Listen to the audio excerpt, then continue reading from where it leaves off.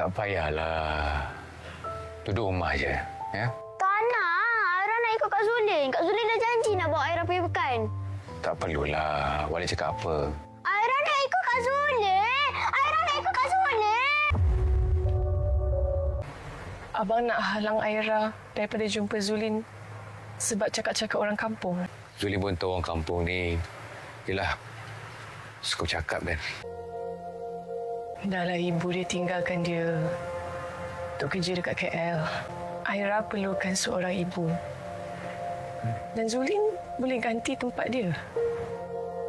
Zulin boleh jadi ibu untuk Aira. Zulin ikhlas sayangkan Aira.